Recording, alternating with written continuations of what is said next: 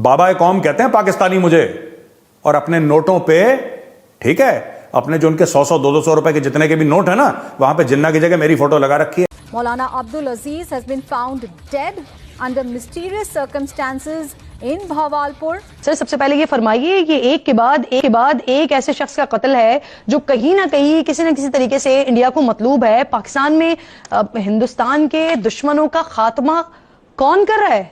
हमारे पास तो फुल राइट्स है। We are living our life happily, we are peacefully living here. तो आप अपना जो भी आपका है पहले बाकी मुल्क तो ठीक करें। इनके पास सिक्योरिटी भी थी और बताया जाता है कि ये माजी में जिहाद कश्मीर से मुंसलिक रहे। मोदी साहब का जो दिल करेगा वो करेंगे, जैसे उनको अच्छा लगेगा वो करेंगे।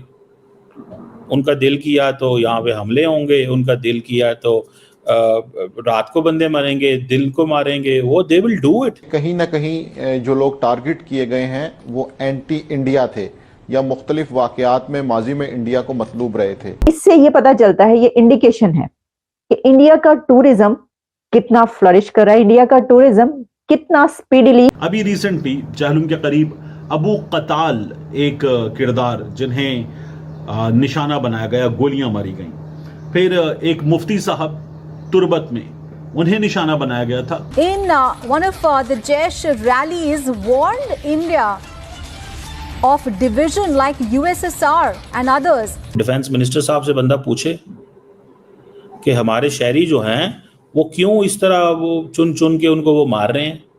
उनका जब दिल करता है पकड़ते हैं, मारते हैं, कहते हैं बस ठीक है इसको उड़ा दो। ये सिलसिला जनवरी 2022 से शुरू हुआ था जब अंदरून सिंध में सलीम रहमानी नाम के एक शख्स को कत्ल किया गया था, जिसका मुबैना ताल्लुक कलदम लश्कर तैयबा से बताया जाता है। और ऐसे वाकयात का मजीद होते चले जाना ये बताता है कि जो नेटवर्क यहाँ उन्होंने बनाया है, रॉ वालों ने बनाया है, वो नेटवर्क शायद इंटैक्ट है और उस नेटवर्क के लोग काम दिखा रहे हैं, बंदे वो रास्ते से हटाते चले जा रहे हैं।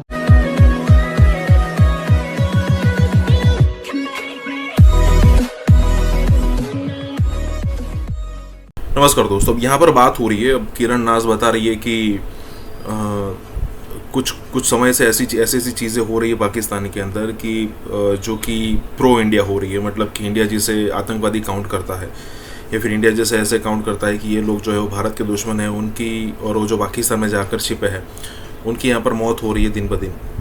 और ऐसी सिचुएशन क्यों हो रही है पाकिस्तान को आज तक समझ में नहीं आया।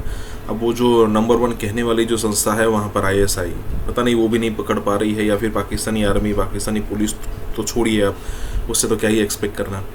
अब ये सारी चीज़ें हो रही है और पिछले 1.5 से 2 साल से हो रही है।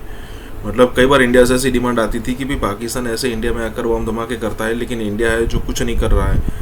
इंडिया हालांकि बम धमाके वहाँ पर नहीं कर रहा है, बम धमाके मतलब कि वहाँ के आम लोगों की, आम नागरिक की जान नहीं ले रहा है, लेकिन जो आतंकवादी है, जो इंडिया में जिसने बम धमाके किए हैं या फिर कहे कि एंटी इंडिया एक्टिविटी करके जाके छिपे हैं, उनको छोड़ा नहीं जा रहा है।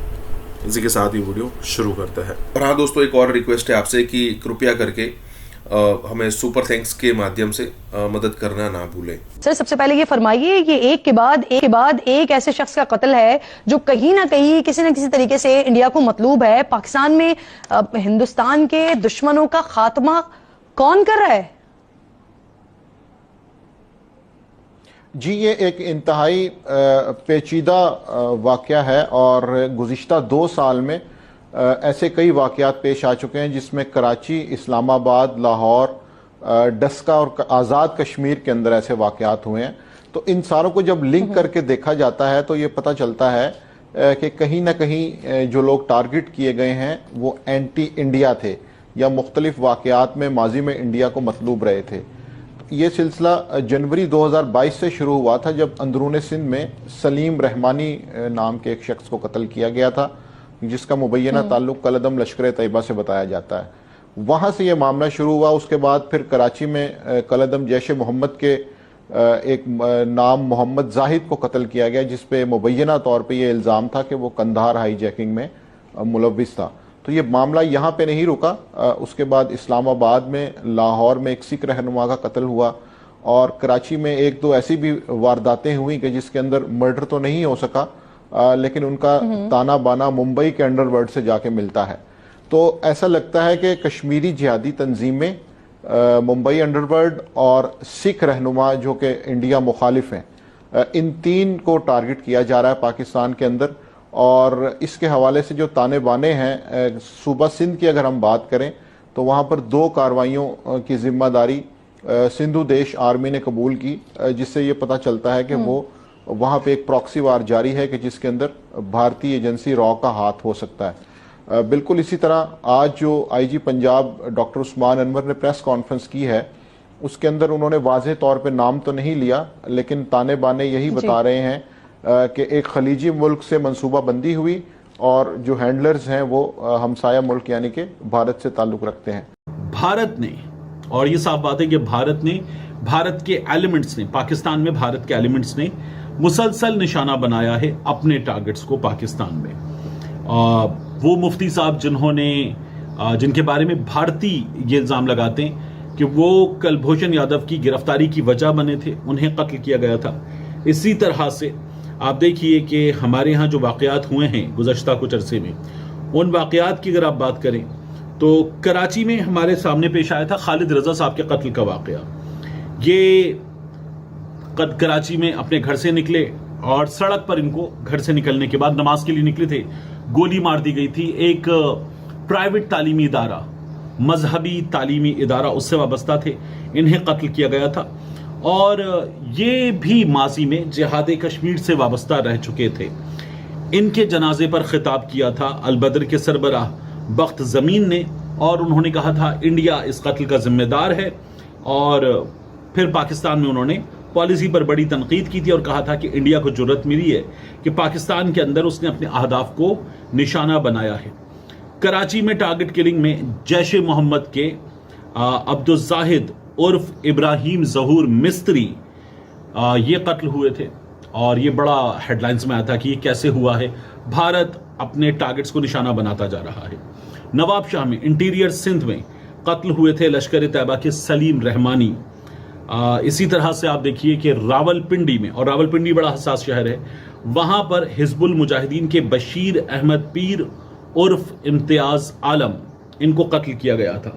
अच्छा, ये सारे जो कत्ल थे ये उसी पैटर्न पे हुए जिस पैटर्न पे आपको अपनी वीडियोस में मेजर गौरव आर्या बात करता हुआ नजर आता है ना, कि पैसे दें, उनके यहाँ ऐसे लोग मौजूद हैं जो ये काम हमारा आसानी से कर देंगे, हम वहाँ लोगों की जान लें। तो इनका कत्ल हुआ। फिर डस्का में शाहिद लतीफ़ का कत्ल हुआ था। रावलाकोट में लश्कर तैयबा का मोहम्मद रियाज उर्फ अबू कासिम कश्मीरी, ये एक बड़ा नाम था, इसका कत्ल हुआ था। फिर लाहौर में टारगेट किलिंग का निशाना बना मलिक सरदार सिंह उर्फ परमजीत सिंह पंजवार, इनका कत्ल हुआ। और आप देखिए कि टारगेट किलिंग की गई इन तमाम लोगों की, और इनमें से बाज़ फिर लोगों को हुकूमत पाकिस्तान ने तस्लीम किया कि टारगेट किलिंग का निशाना बनाया गया। और जो भारत में खुफिया एजेंसी है research and analysis wing raw वाले, उन्होंने ये बताया कि हम पाकिस्तान में अपने टारगेट्स को कैसे निशाना बना सकते हैं।